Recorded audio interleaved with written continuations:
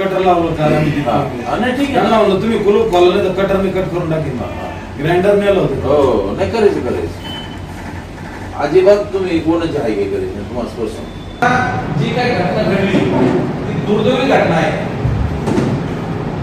पण कसं होतं एखादी घटना घडल्याशिवाय माणूस शहाणा होत नाही तसा प्रकार आहे आणि सोडून द्या आता डायरेक्ट जीसीपी आता आहे की नाही पाण्याचं नळ कनेक्शन कट तुमच्या नागरिक सुविधा आम्ही सगळे बंद करणार तुम्ही काळजी नाही करू आता हे जे काही पीडित मुलगी ना तिला जे मारणार आहे पिझा पटेल त्यांचे कुटुंब काही बोलवलं नगरपालिका आमच्या नगरसेवक होते स्पष्ट नाही 8 दिवसात करता की त्याला तुमच्या गावात नाही तर घर पाडणार दिसत खोटं नाही बोलत हे सगळे होते सगळे समोर तुम्ही तेच ना काळजी बाहेर लावीत नका जाऊ दे हा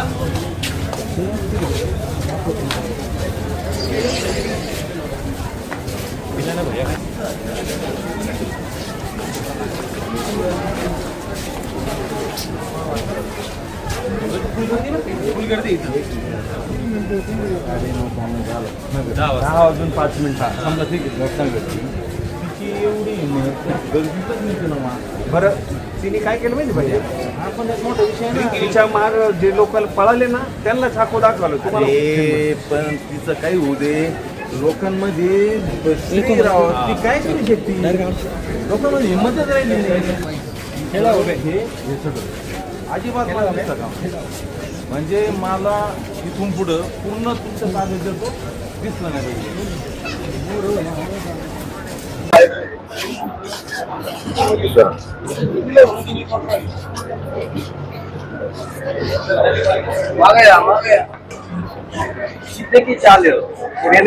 काय झालं हे तब्येत काय मोबाईल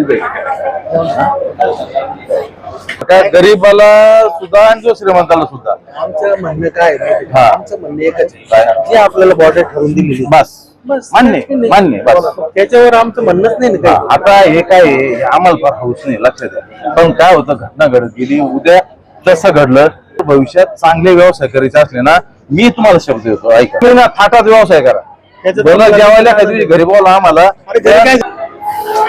आपण 9+1 सोडून आपला ऐकून घे निर्णय असा झाला की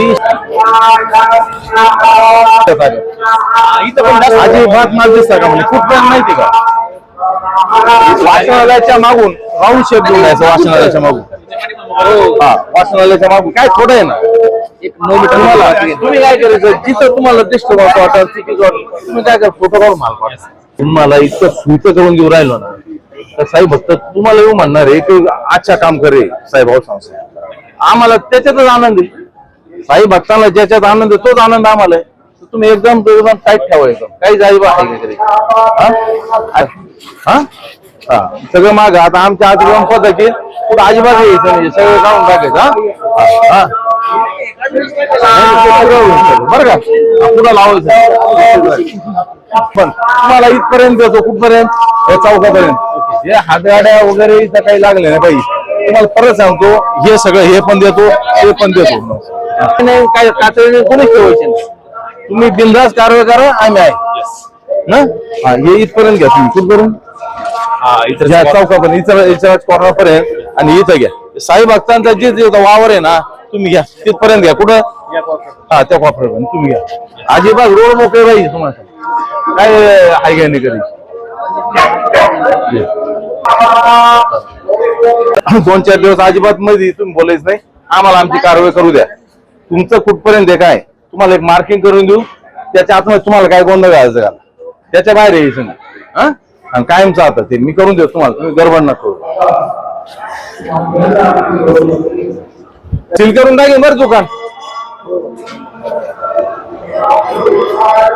टोटल तुम्ही अजिबात इथे आहे ना सगळं सगळं कायदा सगळ्यांना सारखं आहे कमी जास्त चहा कॅन्टीनचं काय विषय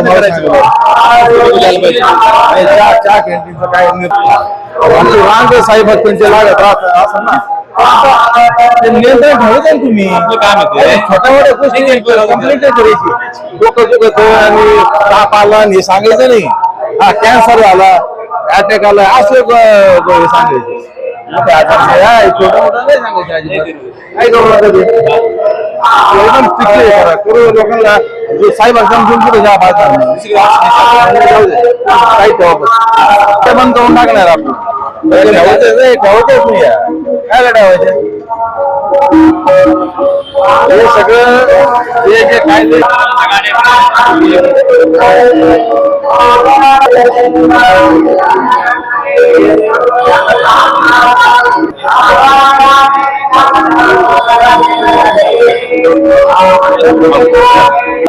हे तोंड सांगायची ना मग लागेल लक्षात घे.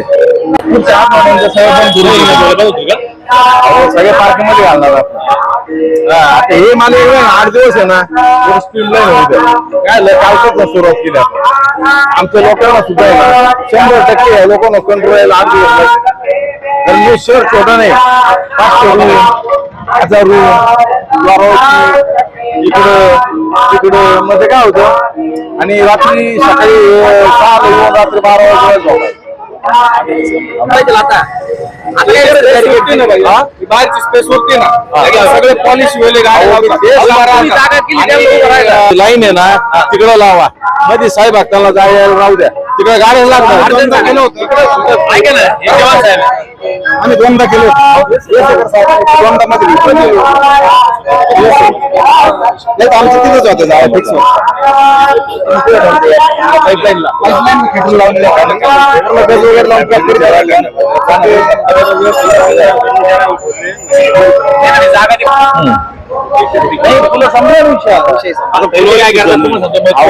नाही पण विक्रीच करायची नाही ना. आता सकाळी काय पळून गेले आम्हाला. आता ते सुरुवाती होणार आज दुसरा दिवस आहे. पळून राहिले थोडं आलं का तुम्ही एक लक्षात द्या. विषय असा होता की ह्या शिर्डी शहरामध्ये 3 मोठ्या शासकीय या ठिकाणी आस्थापना आहेत. म्हणजे एक आहे नगर परिषद, एक आहे शिर्डी पोलीस स्टेशन आणि एक आहे साईबाबा संस्थान. हे 3 एकत्र असताना जी कारवाई व्हायला पाहिजे आणि एकत्र आल्यानंतर विकास व्हायला पाहिजे आणि एकत्र आल्यानंतर जे काय विचार आहेत ते विचार एकमेकाशी जुळले पाहिजे. त्या अनुषंगानं ह्यापूर्वी सुद्धा तसं कामकाज चालत होतं.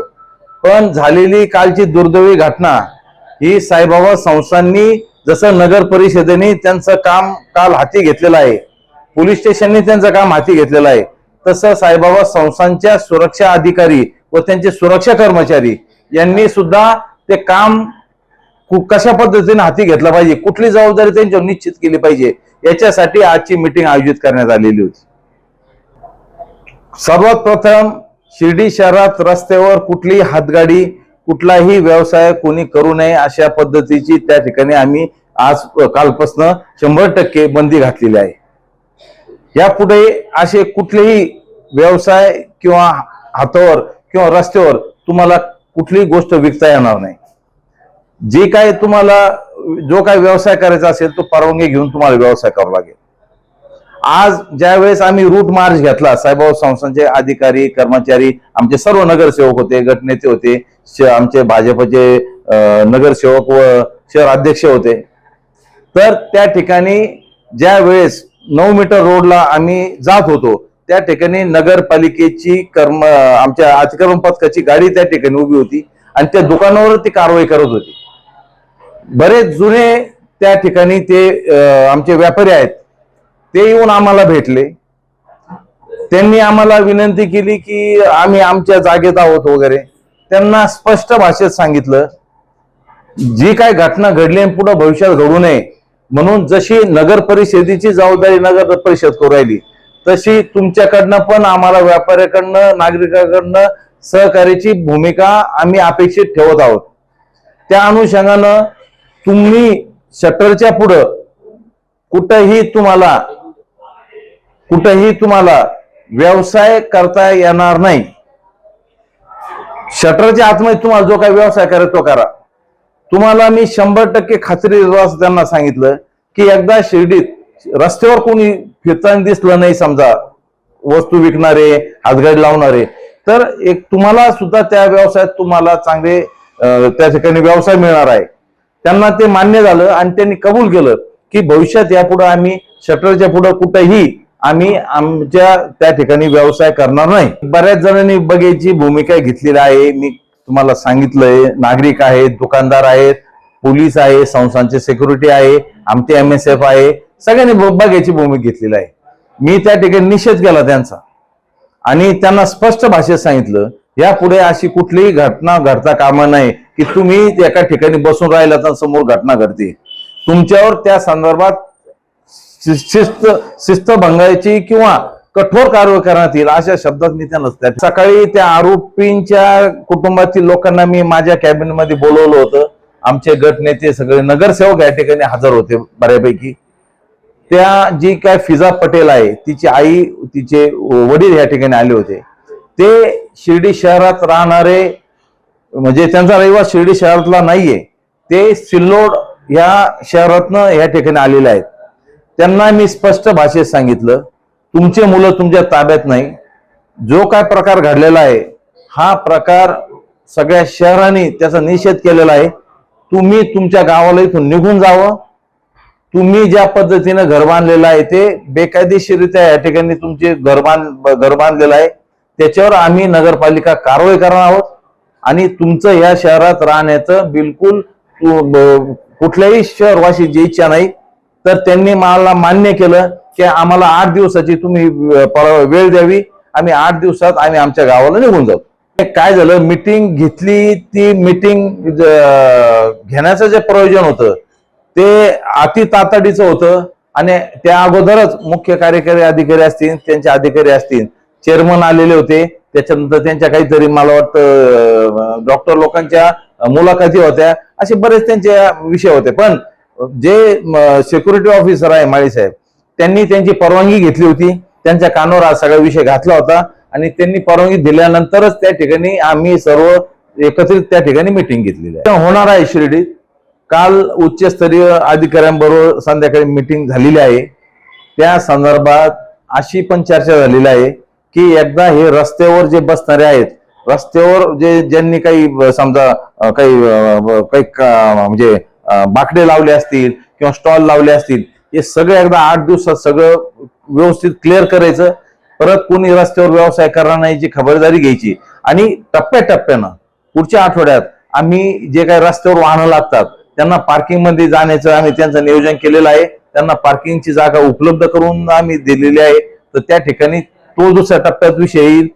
तिसऱ्या टप्प्यातला जो विषय आहे की साधारण व्यवसाय करून देताना व्यवसाय किती वाजता केला पाहिजे, काय केला पाहिजे, जे काही नियम असतील शासकीय नियम, त्या शासकीय नियमाला धरून त्या ठिकाणी त्या पद्धतीचा निर्देश त्या ठिकाणी देण्यात येईल. आज रूट मार्च करत असताना कुठंही आम्हाला हात विक्रेता किंवा रस्त्यावर किंवा पुढं रस्त्यावर बसून कोणी विक्रेता करताना विक्री करताना आढळून आलेलं नाही. पण त्या ठिकाणी ज्या वेळेस आम्ही रूट मार्च घेतला त्याचा जो काय उद्देश होता की साईबाबा संस्थांनी कुठल्या जागेत त्या ठिकाणी त्यांनी काम करायचं आहे आणि जे काही फोटो विकणारे लोक होते, साईबाबांच्या मंदिराच्या उभा असलेला फोटो वगैरे असे वेगवेगळ्या पद्धतीनं ते फोटो मॉर्फ करून ते त्या ठिकाणी साईभक्तांना जादा किमतीत विकत होते. मोठी टोळी होती ती. कालच आम्ही शिवसाहेब असतील, आमचे सगळे नगरसेवक असतील, आम्ही आमच्या MSF ला आमच्या अतिक्रमण पथकाला निर्देश दिले आणि काल जवळजवळ 1.5 ते 2 लाखाचा एक मशीनची जी किंमत आहे असे 16 मशीन आम्ही त्या ठिकाणी जप्त केलेल्या आहेत आणि ही कारवाई आम्ही अगदी सक्त केलेली आहे. याच्यानंतर जर कोणी आढळलं तर ते दुकानं सुद्धा आम्ही सील करणार, यात कुठली शंका नाही.